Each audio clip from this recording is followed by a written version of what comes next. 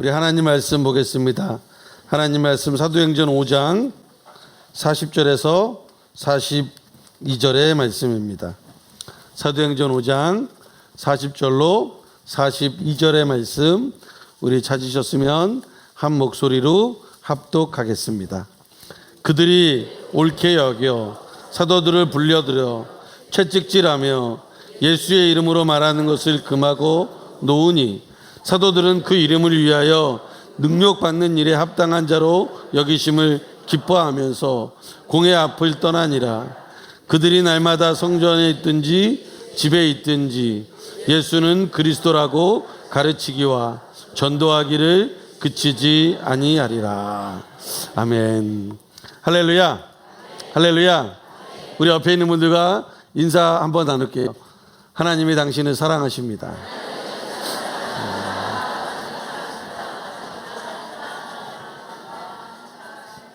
다시 한번 인사 나눌까요? 하나님이 오늘 우리와 함께 계십니다.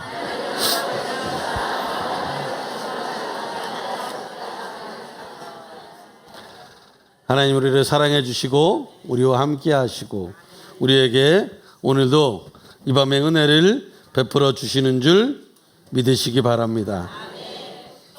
저는 오늘 여러분들과 함께 사도행전 5장 40절로 42절의 말씀을 가지고 성령님과 선교 이러한 제목으로 여러분과 함께 은혜를 나누겠습니다. 우리가 이제 성령에 대해서 쭉 배우고 있는데 이제 오늘은 성령님과 선교가 어떤 관계가 있느냐 그거를 예를 들면서 여러분과 함께 나누려고 합니다. 오순절 성령 강림 사건 이후에 교회는 핍박과 환난으로 인해서 외부의 적과 또 내부의 적을 물리쳤어요. 그러면서 계속 부흥이 일어났고 제자의 수도 나날이 늘어났습니다. 근데 이렇게 늘어나다 보니까 교회 안에서 내부의 적이라고 얘기했죠. 여러 가지 문제들이 발생됐어요. 그 중에 하나가 뭐였냐면 이 과부를 돌봐라는 하나님의 말씀을 실천하기 위해서 이제 그 교회가 과부들에게 음식을 나누어 주기 시작했습니다. 왜냐하면 이 과부들이 그 주된 수입원이 없기 때문에 이제 나눠주는 음식으로 생활을 해야 되기 때문에 교회에서 음식을 나눠줬습니다. 근데 여기 문제가 뭐였냐면 이 과부들 중에 헬라파 과부가 있고 히브리파 과부가 있었어요. 근데 이제 손이 안으로 굽는다고 헬라파 과부들은 이제 구제를 해줘야 되는데 헬라파 과부들보다는 히브리파 과부들에게 더 많은 것을 주는 거예요. 그러니까 똑같이 받아야 되는데 저쪽에 훨씬 많이 주고 여기는 적게 줘. 그러니까 헬라파 과부들이 화가 났습니다. 그래서 그것에 대해 문제를 제기하기 시작했어요. 여러분 우리가 좋은 일을 하는데 좋은 일을 하잖아요. 나눠주는 게 나쁜 일 아니잖아요. 똑같이 다 물론 똑같이 나눠주지 않았지만 헬라파 과부에게나 히브리파 과부에게나 나눠주는 것 자체가 얼마나 좋은 일이에요. 근데 그것을 하다 보니까 문제가 생기고 또 그 안에 문제의 소지가 발견이 됐어요. 그래서 헬라파 과부들에게 굉장히 이제 그 컴플레인이 들어온 거예요. 불만이 들어온 겁니다. 그래서 사도들이 대안을 내놓아요. 그 대안이 뭐냐면 이제 교회라고 하는 게 사도라고 하는 직분과 교회라고 하는 곳에서는 무엇을 해야 되냐면 선교하고 전도하고 이러한 것에 좀 전념을 해야 되는데 우리가 구제하는 일에 너무 전념을 했다. 그 구제하는 일 때문에 다른 것을 좀 못하게 됐다. 그래서 그러면 우리 사도들은 선교와 전도하는 일에 최선을 다해야겠으니까 구제하는 일은 이 사도들이 아니라 다른 사람들이 좀 전담을 했으면 좋겠다. 우리가 여기서 모든 것에 힘을 쏟고 있으니까 진짜 중요한 걸 할 수가 없다. 그래서 구제하는 일을 하는 사람들을 뽑습니다. 사도행전 6장 3절에 그게 이렇게 나와요. 읽어볼까요? 형제들아 너희 가운데서 성령과 지혜가 충만하여 칭찬받는 사람 7을 택하라. 우리가 이 일을 그들에게 맡기고. 여기 보니까 사도들은 교회의 구제의 일을 맡기기 위해서 성령과 지혜가 충만한 사람으로 7을 택합니다. 그리고 그들을 안수해요. 이게 이제 7 집사의 처음 시작이 되는 거거든요. 그래서 교회에서 이제 구제하는 일은 보통 우리 집사님들이나 우리 장로님들이나 이런 분들이 하고, 또 이제 설교하고 전도하고 선교하는 쪽에 힘을 쏟는 걸 이제 우리 목사님들이 하는 경우들이 많이 있습니다. 그래서 이렇게 좀 분리가 되는 게 성경에 그렇게 나와 있는 것 때문에 그렇게 하거든요. 근데 이 7 집사 중에 누가 있었냐면 스데반 집사가 있었어요. 스데반 집사.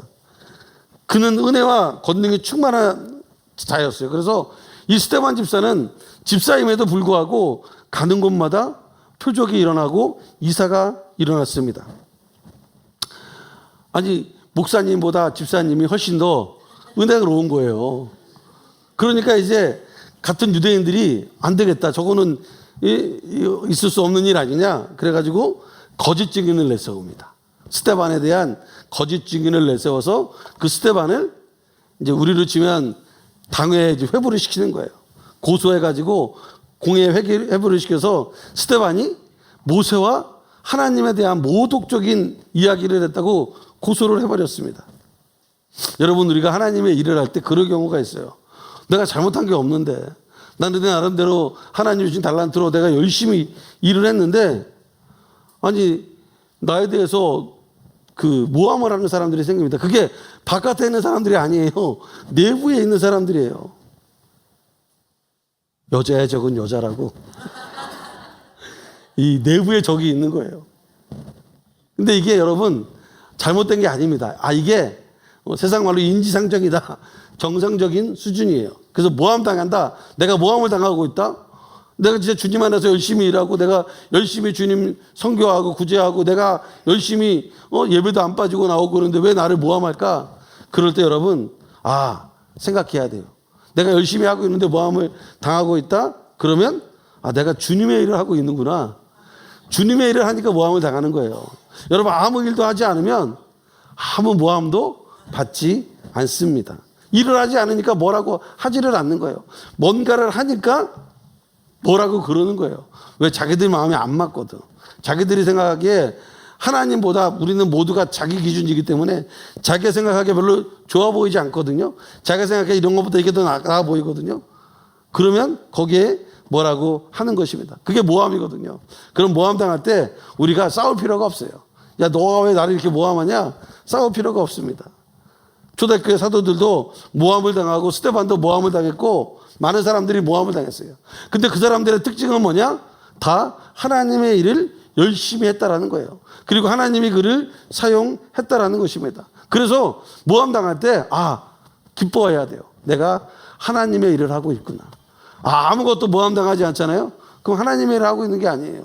그냥 놀고 있는 거예요. 그러면 놀고 있는 사람은 아무 말도 안 해요. 왜? 그냥 놀고 있으니까. 여러분 생각해 보세요. 원수 마귀가 놀고 있는 사람을 흔들겠어요? 아니면 예수님을 열심히 믿으려고 하는 사람을 흔들겠어요? 열심히 믿으려고 하는 사람 흔들지. 그러면 흔들리고 있다? 막 나를 흔들고 있다? 내가 열심히 믿으려고 하고 있구나 라고 하는 반증이 되는 거예요.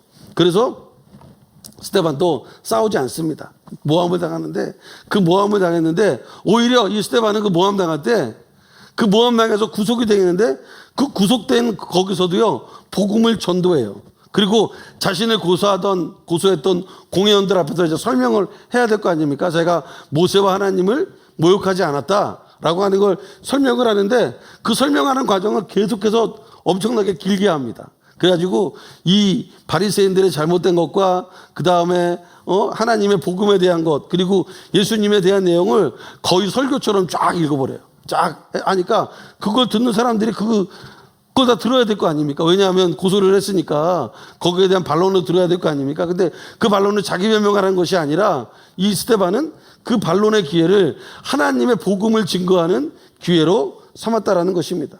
스데반은 그의 설교를 통해서 그 땅과 율법과 성전에 대해서 조상 때부터 누적되어 온 이스라엘 율법과 이러한 것들을 다 이야기하면서 그 당시 백성들이 위선적이었던 것, 잘못된 것, 그리고 예수 그리스도가 이스라엘의 메시아가 돼서 이 땅에 오셨다라고 하는 그 사실을 선포하기 시작했어요. 그래서 공회원들은 이러한 스데반의 설교가 유대교에 대한 공격으로 받아들였습니다. 그래가지고 그 스데반을 죽이는 데 이르게 됩니다. 그런데 이 스데반은 그러함에도 불구하고 성령에 충만해서 하나님의 영광과 예수님의 모습을 보고 담대하게 말씀을 증거했다고 말합니다. 사도행전 7장 55절로 56절이 그것을 이렇게 말합니다. 읽어볼까요? 스데반이 성령 충만하여 하늘을 우러러 주목하여 하나님의 영광과 및 예수께서 하나님 우편에 서신 것을 보고 말하되 보라 하늘이 열리고 인자가 하나님 우편에 서신 것을 보노라 한대. 그래서 스데반이 더 하나님의 말씀을 이야기합니다. 여기 보면 모함당해서 지금 구속된 상태고 모함당해서 지금 힘든 상태임에도 불구하고 스데반에게 무엇이 임했다고요? 성령이 충만하여. 성령이 충만했다라는 것입니다. 그래서 그 어려운 상황 속에서도 하나님 복음을 증거하고 결국 그러다가 돌에 맞아 죽는 첫 순교자가 되는 것입니다. 스데반은 돌에 맞으면서도 성령이 충만하여서 하나님의 영광의 빛을 보여달라고 하면서 저들의 죄를 저들에게 돌리지 말아달라고 용서해달라고 이야기를 합니다. 이게 오순절날 성령이 내린 이후에 첫 번째 순교의 역사가 일어나게 된다는 것입니다. 그래서 이 성령님과 순교에 대한 이야기를 할 때 제가 왜 스데반 집사 이야기를 하냐면요, 이 성령님과 선교에 대한 이야기를 할 때 바로 순교가 나왔다는 거예요. 그러니까 성령에 의한 선교는 무엇으로 시작을 하냐? 순교로 시작을 했다라는 것입니다. 그래서 선교는요, 여러분, 그냥 하는 게 아니에요. 우리 표가 그거잖아요. 전 성도의 선교 동참. 이 선교 동참이라고 하는 게 희생이 없이는 안 된다라는 것입니다. 여러분, 희생이 없는 선교는 선교라고 말하기가 어렵습니다. 이방인의 선교와 그 선교가 일어나기 위해서는요, 스데반의 순교가 있었기 때문에 그 다음부터 많은 선교의 역사가 나타나게 되었다라는 것이죠. 그 전까지는 자기들끼리 모여서 우리 같은 민족끼리 모여서 그냥 유대인이나 히브리나 이런 민족끼리 모여서 했다라고 하면 이 스데반의 선교 이후에 무슨 일들이 벌어지냐? 밖으로 나가는, 즉 다른 민족에게 복음이 증거되어지는 일들이 나타났다라는 것입니다. 스데반이 돌에 맞아 죽은 것을 희생으로 생각하지 않았다라는 거예요. 이게 무슨 말이냐면, 여러분, 순교에는 희생이 따르는데 우리가 보기에 스데반이 죽으니까 희생한 거잖아요. 근데 스데반 입장에서 보면 하나님의 영광이라고 생각했다는 거예요. 다시 말하면 우리가 보기에는 희생이라고 얘기할 수 있지만 당사자 입장에서는요, 그게 희생이라고 못 느끼는 거예요. 아, 나는 희생했다. 내가 희생해서 뭔가 이뤘다. 이게 아니라 이것이 희생이 아니라 하나님의 영광으로 느껴졌다라고 하는 것입니다. 희생이 없는 선교는 선교라고 말할 수 없는데 그 희생을 받는 사람들은 그렇게 생각을 안 한다는 거예요. 성령을 받으면 그 희생을 희생으로 생각하지 않고 그 희생이 도리어 하나님의 영광을 위하여 나타나는 그러한 현상이라고 생각하게 된다라는 것입니다. 그래서 성령님의 선교는 희생에 따르는데 그 희생은 순교의 희생에 따르는데 그 순교가 순교로 느껴지지 않고 희생으로 느껴지지 않고 영광으로 느껴지게 된다라는 것입니다. 그래서 고린도전서 15장 31절에 사도 바울은 이렇게 선교에 대해 이렇게 이야기를 합니다. 읽어볼까요? 형제들아, 내가 그리스도 예수 우리 주 안에서 가진 바 너희에 대한 나의 자랑을 두고 단언하노니 나는 날마다 죽노라. 여러분, 우리가 날마다 죽는다라고 하는 게 얼마나 힘든 일이에요. 자기를 죽이는 게 그게 쉬운 일이겠습니까? 여러분 생각해 보세요. 이 사도 바울은 가말리알 문화생이었고 로마인이었고 그 당시에 엄청나게 똑똑한 사람이에요. 그런데 그런 사람이 자기를 드러내지 않고 자기를 죽인다라고 하는 게 얼마나 힘든 것이겠습니까? 그런데 우리가 보기엔 그게 힘든 것처럼 보이고 힘들었겠다 생각되어지지만 사도 바울은 그렇게 이야기하지 않는다는 것입니다. 그게 당연스럽게 그렇게 되어졌다라는 거예요. 왜? 성령이 충만하니까. 그가 사도 바울이 되어서 성령이 충만하니까 그 일이 이루어졌다라는 것입니다. 그래서 우린 성령님과 선교를 이야기할 때 순교, 희생을 이야기하고 그 희생이 희생으로 여겨지지 않는 것이 바로 하나님의 영광이라는 것을 깨달아야 되는 줄 믿으시기 바랍니다. 그러면 성령님이 어떻게 선교를 하시냐? 첫째, 사마리아 선교를 하셨다라는 것입니다. 스데반이 순교한 이후에 예루살렘 교회에 더한 핍박과 심한 그러한 박해가 있었습니다. 이에 사도들을 제외한 많은 성도들이 흩어지게 돼요. 유대로도 흩어지게 되고 사마리아로도 흩어지게 됩니다. 원래 이 성도들의 특징이 모여 있는 것이 특징인데 이제 어쩔 수 없이 흩어진 거예요. 스데반의 순교 이후에 이제는 너희들이 모여서 그렇게 하는 거 안 된다 해가지고 싹 다 흩어버립니다. 우리나라가 참 감사한 민족인 거 무엇이냐면요. 이제 일본 사람들은 3명 이상 모이면 해외에서 이민을 가거나 3회 이상 모이면 뭘 하냐면요. 기업을 만들어요. 회사를 만들어요. 일본 사람들은. 중국 사람들은 3명 이상 모이면 짜장면집을 한대요. 뭐 우스갯소리라는 얘기겠지. 근데 한국 사람은 3명 이상 모이면 뭐 하는 줄 알아요? 교회를 만들어요. 그래서 이민교회 굉장히 많아요. 또 어떤 분들은 그런 얘기 합니다. 이민교회가 이제 잘 커다가다가 딱 이렇게 갈라지는 경우도 많거든요. 그러면 그 동네 하나 있었던 게 막 2개로 갈라지고 3개로 갈라지고 별로 좋은 것처럼 보이지 않지만 하여간 어찌됐건 교회가 많아지는 건 사실이에요. 그래서 교회가 세워지는. 제가 일본에 있을 때도 그랬고 미국에 있을 때도 그랬고요. 일본에 있을 때는 저 산골에 누가 이제 뭐 교회 개척한다고 와달라 그래가지고 가봤는데 거기도요. 그 산골에 여기에 한국 사람이 있을까 하는 그런 곳에 한국 사람들이 모여가지고 그 당시는 이제 벌써 한 25, 6년 됐는데 조 목사님 테이프 가져다가 주일마다 틀은 그 테이프 지금은 이제 뭐 이런데 그 당시에는 이제 VHS라고요. 이렇게 넣는 테이프예요.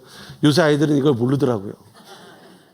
이렇게 릴로 이렇게 돌아가는 이 테이프인데 그걸 모르더라고요. 여러분 다 아시잖아요. 근데 그걸 몰라요, 요새 아이들은요. 그래서 그거 딱 밑에다 넣으면 테레비가 나오고 그 테레비로 이제 하고 우리 제 동경에 있을 때는 그걸 이렇게 보내줬거든요. 어디다 보내달라 그러면 그 테이프만 이렇게 해서 보내줘서 지금은 뭐 인터넷 다운받으면 되는데 그 당시에는 뭐 인터넷 다운받는 그런 데가 아니니까 그렇게 보내줬어요. 근데 어쩔 수 없이 흩어지게 되는 거예요. 왜? 스데반의 순교 이후에 더 이상 모이게 하지 못하고 흩어지게 만드니까 흩어졌습니다. 사도행전 8장 1절로 4절은 그것을 이렇게 말합니다. 읽어볼까요? 사울은 그가 죽임당함을 마땅히 여기더라. 그날에 예루살렘에 있는 교회에 큰 박해가 있어 사도 외에는 다 유대와 사마리아 모든 땅으로 흩어지니라. 경건한 사람들이 스데반을 장사하고 위하여 크게 울더라. 사울이 교회를 잠멸할새 각 집에 들어가 남녀를 끌어다가 옥에 넘기니라. 그 흩어진 사람들이 두루다니며 복음의 말씀을 전할세. 여러분이 흩어지게 되는데 그것이 결국 무엇으로 이어집니까? 디아스포라라 그래가지고요. 선교로 이어지는 거예요. 하나님의 복음이 전파되는 것으로 이어지게 된다는 것입니다. 성령님의 역사는 이렇게 흩어진 성도들을 통해서 각 지역에 빠르게 확산이 되었다라는 것입니다. 빌립은요. 사마리아 지역에서 복음을 증거했습니다. 이때 많은 사람들이 자기들에게 붙었던 더러운 귀신들이 쫓겨나가고 중풍병자가 일어나고 안진뱅이가 나는 그러한 기쁨으로 성령의 충만함으로 가득했다라는 것입니다.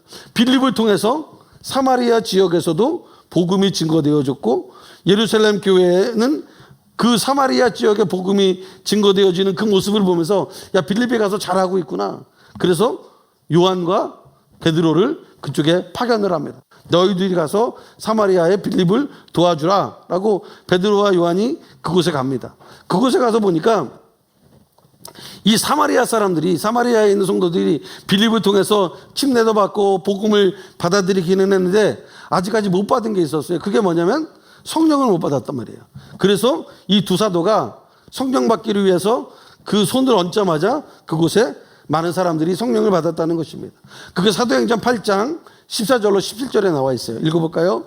예루살렘에 있는 사도들이 사마리아도 하나님의 말씀을 받았다함을 듣고 베드로와 요한을 보내매 그들이 내려가서 그들을 위하여 성령 받기를 기도하니 이는 아직 한 사람에게도 성령 내리신 일이 없고 오직 주 예수의 이름으로 침례만 받을 뿐이더라.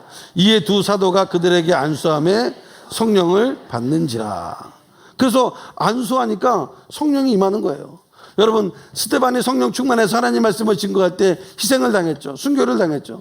그런데 그 순교를 통해서 많은 사람들이 흩어지게 되고 그 흩어진 곳에 또 베드로와 요한이 가서 안수하니까 성령의 역사가 일어났다라는 것입니다. 그래서 성령님과 선교는 뗄래야 뗄 수가 없어요. 성령님의 선교를 일으키시고 또 그 선교를 하면서 성령의 역사를 받게 된다라는 것입니다. 그래서 우리가 성령 충만하지 못할 때 무엇을 해야 되냐? 선교해야 돼요. 그러면 성령의 역사가 임하는 것입니다.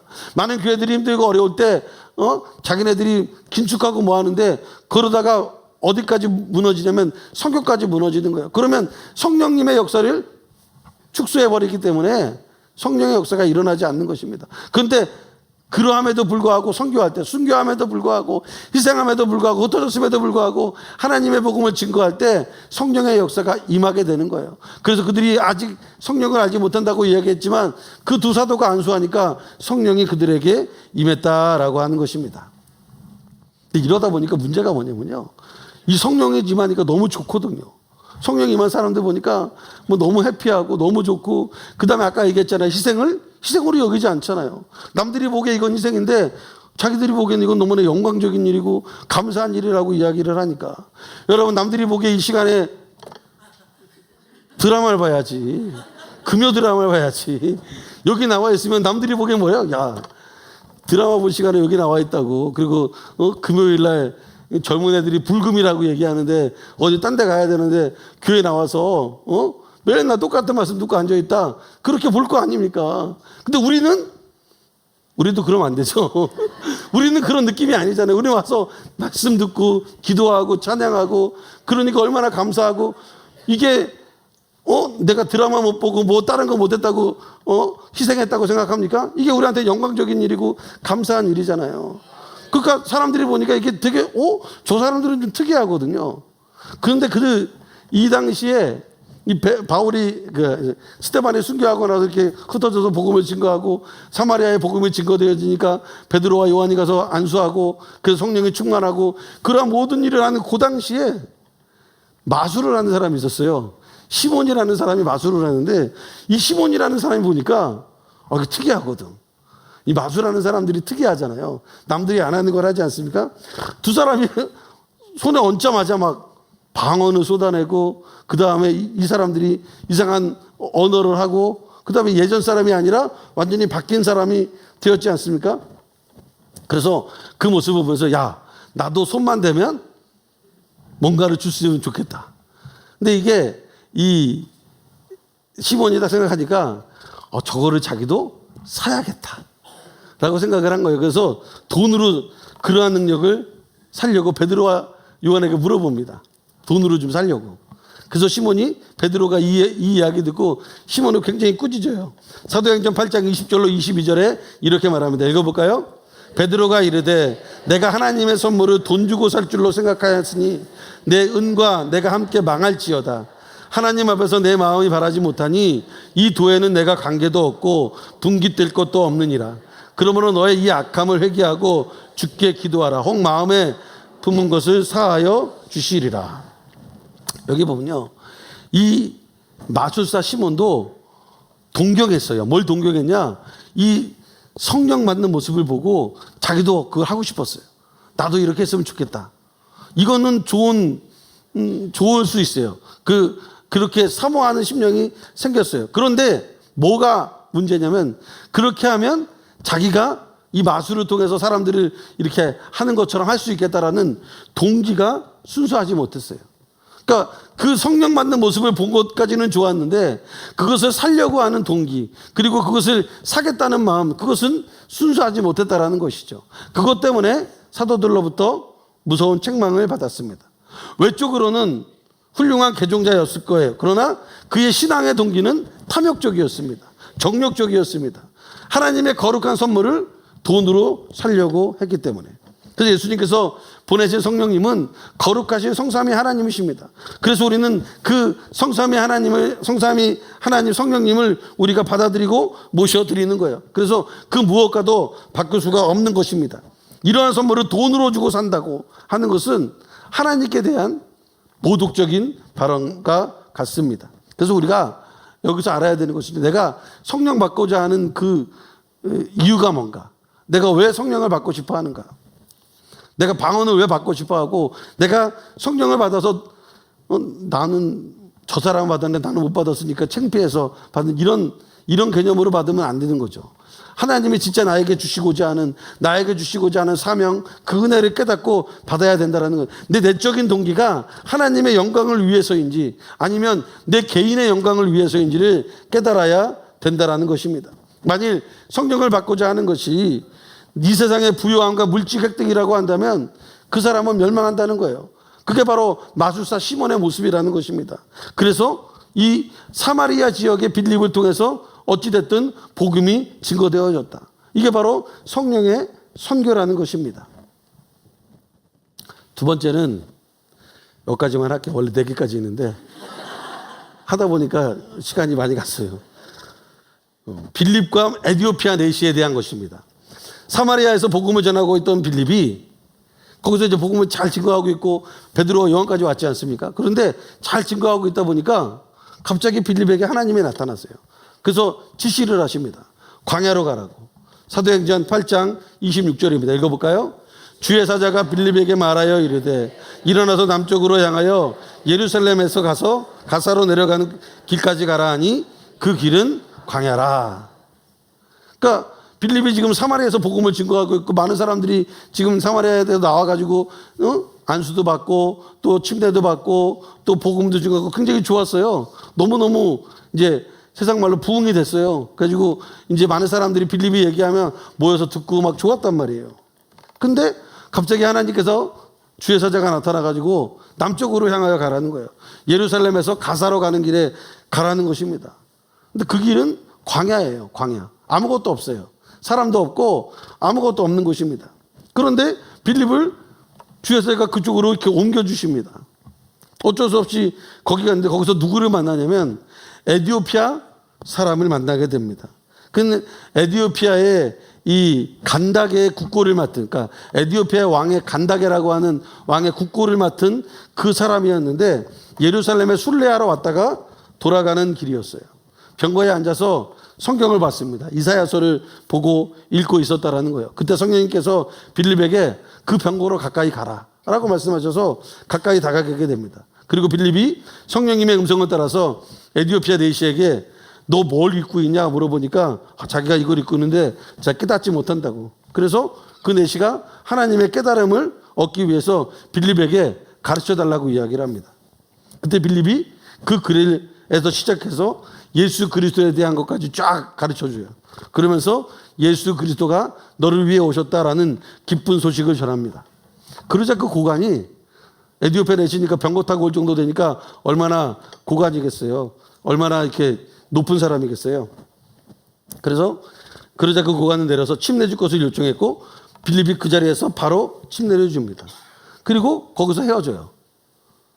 이게 어디 선교의 시작이냐? 바로 아프리카 선교의 시작이 바로 여기서 이루어졌다라고 하는 것입니다. 빌립을 통해서 에디오피아 내시에게 복음이 증거되어졌고 그 복음이 증거되어진 것이 빌립이 나는 에디오피아로 가야지 이렇게 한 게 아니라 성령님이 그곳으로 보내신 거예요.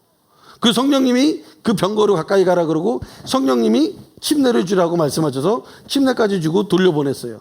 그리고 그곳에 복음의 역사가 일어났다. 그래서 에디오피아 선교라고 하는 것은 전적인 성령님의 역사로 이루어졌다라는 것입니다. 우리들도 그럴 때가 있죠. 성령님의 역사하심을 통해서 복음을 전적으로 증거할 때가 있어요.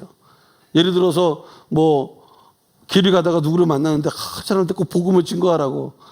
근데 마음은 이렇게 성령님은 얘기하시는데 자기는 별로 그러고 싶은 마음이 없는데 여기서 가면 좀 창피하고 뭣도 있고 그런 생각이 있는데 계속 하라는 거예요. 그러면 그 성령님의 말씀에 순종해서 복음을 증거하니까 그 사람이 어려웠던 환경 속에서 내가 그 말씀을 듣고 변화돼서 주님께로 오는 경우들이 얼마나 많이 있는지 모릅니다. 예루살렘에 순례를 하고 돌아가는 내시였지만 그가 성령을 받고 침례를 받고 복음을 받아들이니까 바로 아프리카 지역의 복음의 역사가 이 빌립이 증거한 그 에디오피아 내시를 통해서 이루어지게 됐다는 것입니다. 그래서 선교는요 성령의 역사예요. 전적인 성령의 역사예요. 우리가 그래서 성령에게 맡겨야 돼. 성령에게 모든 것을 맡겨야지 내 힘과 내 능력과 내 경험으로 해서는 안 돼요. 오늘날 많은 선교지에 어려움이 어디서 다가오냐? 내 경험을 가지고 합니다. 내가 선교 몇 년 했는데, 내가 선교 몇 년 했는데. 요새 어른들이 하는 이런 얘기 아이들이 하면 아이들이 그런 얘기 하잖아요. 어른들이 뭐 라떼 얘기하면 꼰대라고.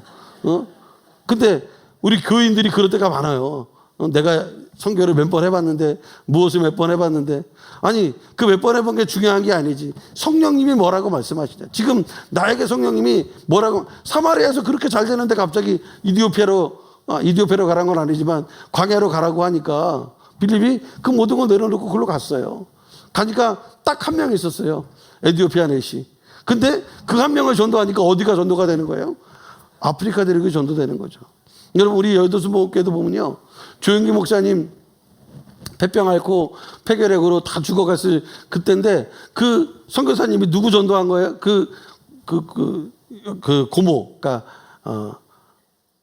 조 목사님의 누나의 이제 그분이 전도를 한 거거든요. 그래서 예수님을 믿게 됐고, 그리고 나서 이제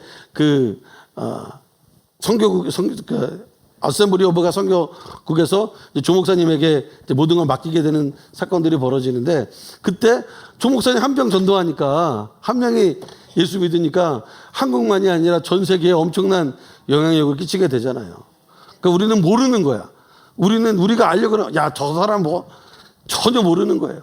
모르고 그냥 하는 거예요. 주님이 성령의 감동을 받아서 하는 거예요.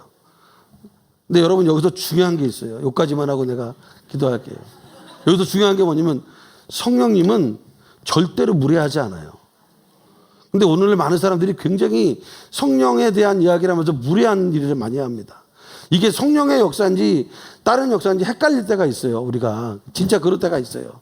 근데 거기에 가장 큰 기준이 뭐냐면 절대로 성령님은 무례하지 않습니다. 왜냐? 여러분 잘 생각해 보세요. 여러분이 예수 믿을 때까지 참아줬다니까? 무례하지 않아요. 내가 예수 믿을 때까지 참아줬어요. 만약에 무례한 성령이면 그냥 끌고 갔지. 근데 끝까지 참아요. 그래서 성령님을 인격자라 그러는 거예요. 근데 오늘날 많은 사람들이 진짜 전적인 성령의 역사를 무례한 쪽으로 굉장히 많이 몰고 가는 경향. 오늘날 이렇게 극단적으로 가는 사람들의 그런 성령의 역사를 이야기하면서 굉장히 무례한 쪽으로 이야기 많이 합니다. 성령님은 절대로 무례한 분이 아니에요. 여러분이 다른 사람에게 무례하게 합니까? 안 그렇잖아요. 하물며 조그만 아이에게까지 무례하게 안 하는데 성령님은 우리에게 무례하게 하지 않아요. 그래서 성령의 역사에 전적으로 순종해야 되는데 무례하게 하지 않는다라는 거예요. 그러면 그렇다고 내가 성령님의 역사를 그냥 스킵하고 넘어가는 게 아니라 거기에 내가 전적으로 순종해야 돼요.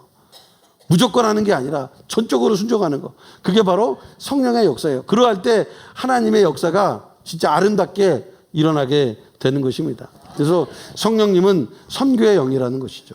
그래서 성령님이 선교를 통해서 역사하신다. 스데반의 순교, 희생이 선교에는 들어가는데 그것도 성령님의 역사였고, 그 희생을 통해서 선교하고 선교지에 나가서 또 하니까 성령의 역사가 다시 일어나게 됐다라고 하는 것입니다. 그래서 그러한 성령의 역사를 깨닫고 빌립이 사마리아도 그리고 에티오피아 내시도 그 복음을 증거했던 것처럼 우리도 어디를 가든지 성령 충만하여 선교하는 여러분 되시기를 주님의 이름으로 축원을 드립니다. 잠시 기도하겠습니다. 사랑과 은혜가 많으신 참 좋으신 아버지 하나님, 주님의 은혜와 사랑을 진심으로 감사드립니다. 오늘도 이 밤에 성령님과 선교에 대해서 말씀해 주심을 감사드립니다. 스데반의 순교를 통하여 이방 선교가 시작되는 것을 보게 하심을 감사합니다. 스데반의 순교를 통하여 선교는 희생인데 그 희생이 바로 하나님의 역사하심으로 우리가 하나님의 영광으로 깨닫게 되는 것임을 알게 하시고 우리의 일생 가운데 선교하는 믿음의 백성들 되게 하여 주시옵소서. 내 힘으로 하지 않게 하시고 내 경험으로 하지 않게 하시고 성령의 역사하심으로 선교하는 저희들이 되어질 수 있도록 인도하여 주시옵소서. 모든 것을 주님께 맡기며 나아가는 귀한 시간 되게 하여 주시옵소서. 모든 것 주님께 맡기며 예수님의 이름 받들어 간절히 기도드립니다. 아멘.